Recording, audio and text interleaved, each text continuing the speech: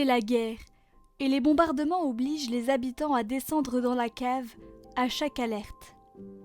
Là, il faut attendre des heures parfois. Un jour, un violent bombardement fait tomber le revêtement du mur, et Hermann saute des genoux de son père, se prosterne à terre et commence le chapelet à haute voix. Soudain, des coups de pied dans la porte. La peur saisit la famille. Par le soupirail, Monsieur Winch reconnaît des voisins qui recherchent refuge. Tout le monde se serre et Hermann reprend la prière. Les nouveaux arrivés se taisent. L'homme fixe l'enfant qui prie paisiblement. Enfin, peu à peu, les voix se joignent dans une prière commune. Ce fut pour la famille de ses voisins une résurrection spirituelle.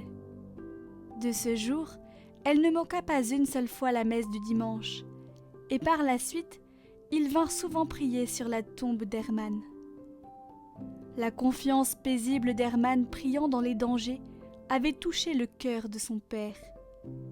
Celui-ci avait compris que seule la confiance totale en Dieu peut donner la paix et la joie profonde. Mais cette confiance ne peut grandir que dans une vraie vie d'intimité avec Dieu, par la prière fidèle et fervente, par la pénitence généreuse et sans retour sur soi, par la vie sacramentelle. Quant à Hermann, il n'avait aucun respect humain et l'arrivée de ses voisins ne l'arrêta pas dans sa prière. Il n'eut pas honte de se montrer chrétien et pratiquant.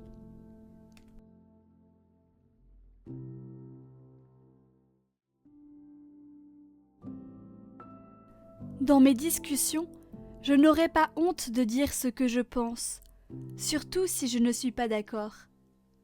Ce n'est pas parce que tout le monde pense ou dit quelque chose que c'est vrai. Je me remettrai sans cesse sous le regard de Jésus. Avant et après les repas, au moins à la maison, je ferai un signe de croix pour remercier Dieu qui me donne ma nourriture.